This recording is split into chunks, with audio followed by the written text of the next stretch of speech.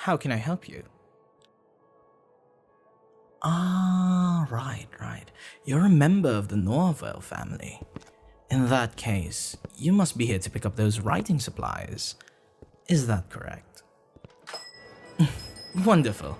Let me take a look at the manifest. Let's see. Norvell. Oh my, there's quite a bit here. If you don't mind me asking, what is all this for? Perhaps I could recommend some of our other products to help. I see. Yes, I have heard that the Norvilles have fallen on hard times. I must say, it speaks volumes of your family's character that you haven't let that trickle down to us ordinary folk. So, this is all to help you reorganize your financial records to see if you can find wasted expenses? Well, that's quite sensible. If there's anything we can do to help, please do let us know. Although, in the meantime, I may have to ask for your help first. No. Nothing like that. No. By heavens, no. We're just a bit short-staffed at the moment, and I have trouble with some of the heavier boxes. Could I ask your servants to carry them out to the carriage? I see. You have none to spare. That makes sense, with your financial troubles and all that. Well then, I hate to ask a very, very beautiful noble, but could you help me with them? Thank you. That's so generous. Please, follow me into the back. Just right here.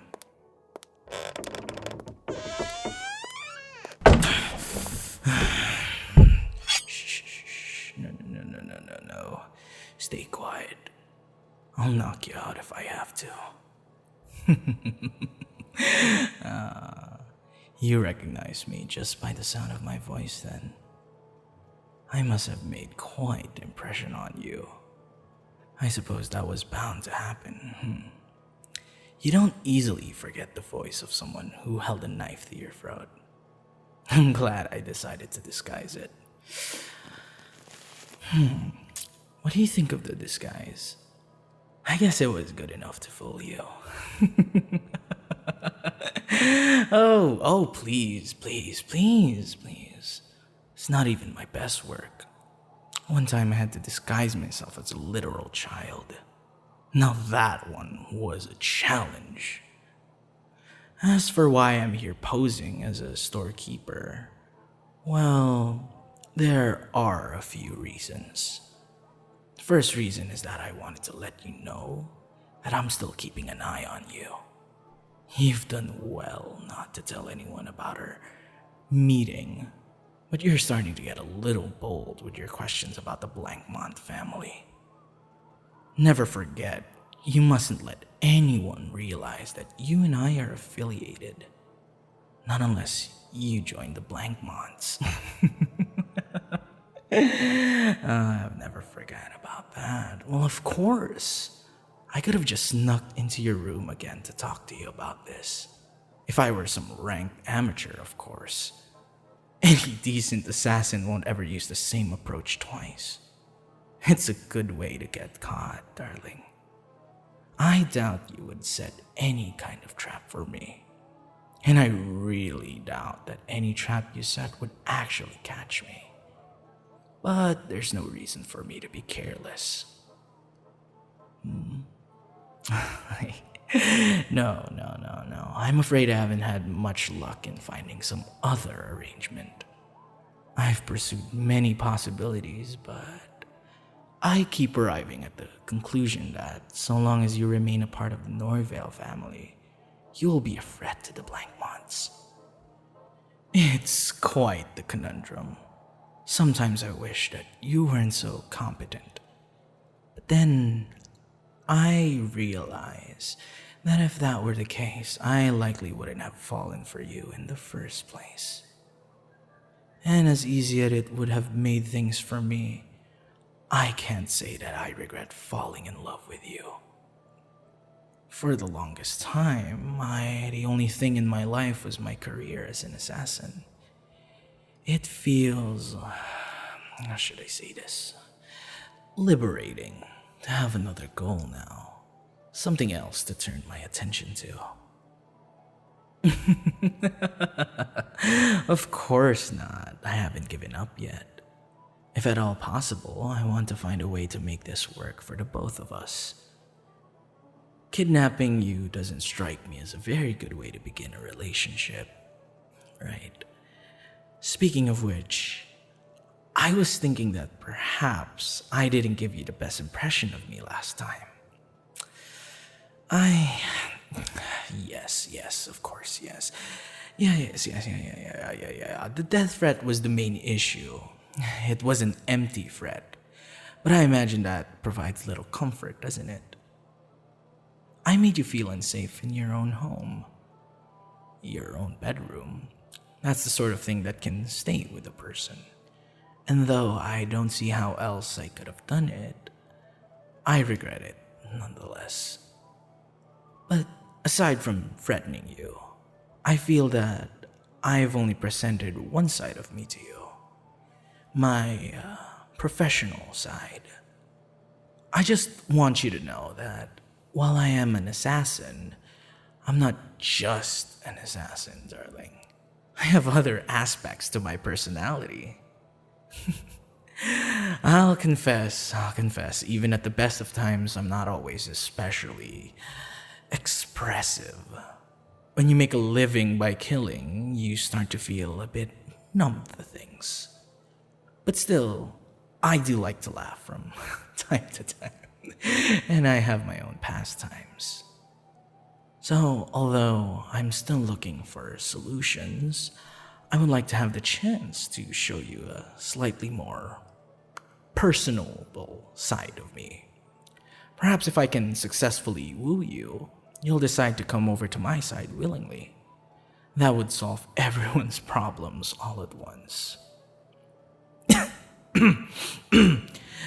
Yes, I suppose I am. I'm asking you out on a date. I'm fairly confident that if I'm given the opportunity to show you what I can bring to a relationship, you'll find yourself drawn to me as I am to you. So this is what I was thinking. A week from tomorrow, after the 6th bell has rung, we'll meet in front of the local tavern. I'll be in disguise, obviously. It wouldn't do for you to be seen with a blank mod, right? When I see you, I'll approach you and say, you're neither early nor late. That's how you'll know it's me. We can get a drink and a bite to eat, and then I will take you out to a play. I quite enjoy theater, and I've selected one of my favorites. After that, well, we can keep it a surprise, darling. So, what do you think? I can't exactly threaten you into agreeing to this. It would defeat the purpose of endearing myself to you.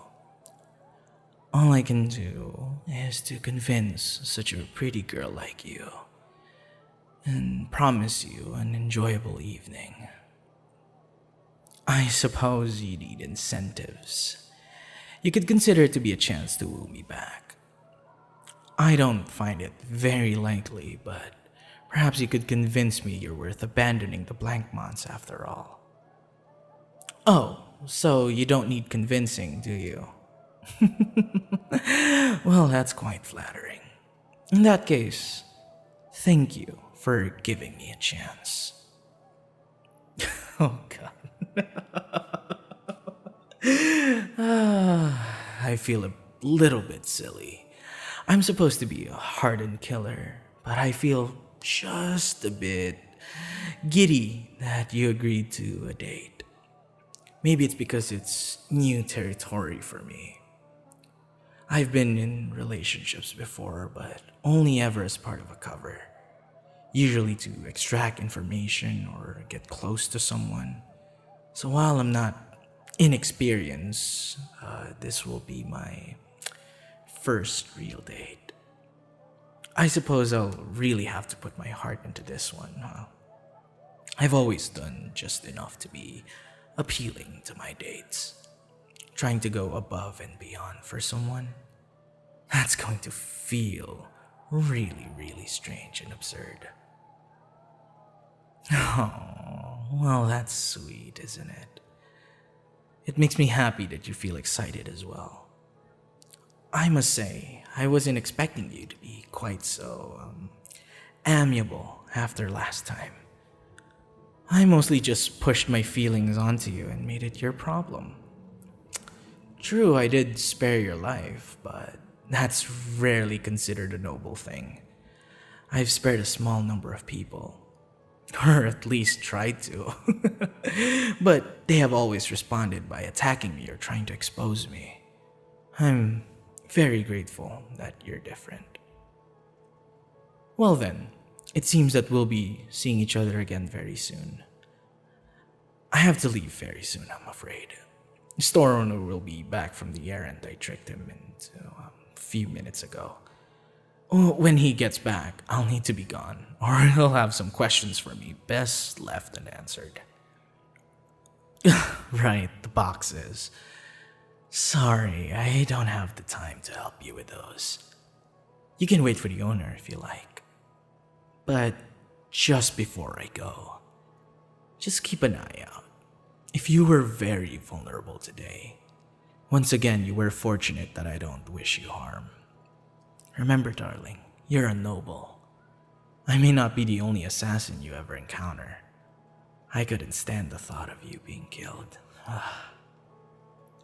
For now, try not to be alone with strangers. If you really can't spare servants, then find a friend or family member to stick with you, okay? Take care, and I can't wait for our date.